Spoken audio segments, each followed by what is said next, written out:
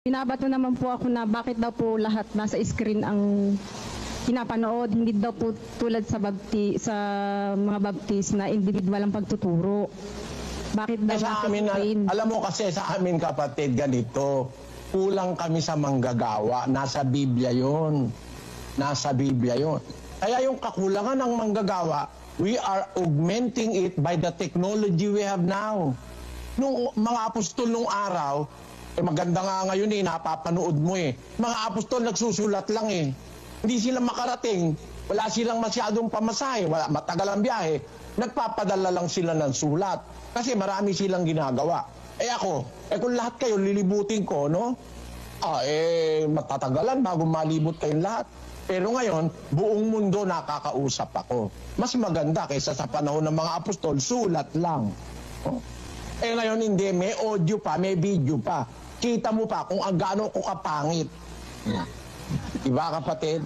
Nakikita mo, ay pangit pala si Brother Eli. Pwede nakita mo ako. Pero kahit pangit ako, yung sinasabi ko napakaganda salita ng Diyos yun. No? Kaya dito sa amin, alam mo kapatid, ganito. Kapatid na Melina, bago ka pa kasi, hindi mo pa masyadong maintindihan. Noong unang panahon ng mga apostol, hindi makakarating sa lahat ng lugar. Ang nangyari, yung 7 churches in Asia, yung 7 iglesia sa Asia, hindi nararating ng mga apostol. Asia yun nasa Jerusalem sila Si Pablo naman, nasa Roma, nasa Italia, nangangaral. Hindi niya marating yung 7 iglesia sa Asia na kanyang naipundar. Alam mo nangyari ron, kapatid? Merong iniligaw ni Jezebel, no? Yung iglesia sa Asia. Merong nadaya nung aral ng mga Nicolaita. Kasi hindi sila nakakausap ni Pablo. Meron akong ganung kaalaman sa Biblia na pagka wala pala yung nangangaral, pwedeng yung nakadistino o kaya kahit hindi mo idinistino, naglalakas loob na magturo kagaya ni Jezebel. Ibig sabihin, yung mga kapatid na hindi nakakarinig doon sa talagang mangangaral na kinakasangkapan ng Diyos, mayroong possibility mailigaw. Alam mo, ibig kong sabihin, kapatid na Melina, pagka meron din pagkakataon lang, marating ko ang mga kapatid, hindi ako pumapayag na kung sino-sino nagtuturo. Naranasan ko na nung araw kung hindi ako nakakarating sa Mindanao, may lumitaw doon gago. Ministro gago.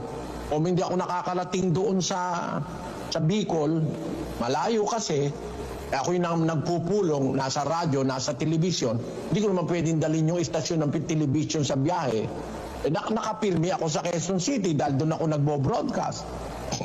Kung hindi ko nararating yung taga Bicol, meron doon isang ministro ng agaw ng asawa ng may asawa. Iniwalag ko. Ang panganib, kapatid, pag hindi mo naririnig yung talagang nagtuturo ng aral, merong masasamang tao sa telebisyon na lang nanonood. Sigurado naman ako na hindi sila maililigaw ng kahit na sino dahil ako ang kanilang naririnig linggo-linggo. Naintindihan mo yung wisdom doon, kapatid na Melina? Salamat po sa Diyos. Salamat po, Brad Eli. Salamat sa Diyos. Samahan ka nawa ng Panginoon, kapatid. Hindi naman ang ibig kong sabihin, wala na akong pinapaniwalaang manggagawa o ministro. Kaya lang, hanggang buhay pa ako, gusto ko masanay ang mga kapatid nun talagang tapat na aral ni Kristo. Para hindi makapanaig ang sino mang gaya ni Jezebel at gaya nung nagtuturo ng aral ni Balaam.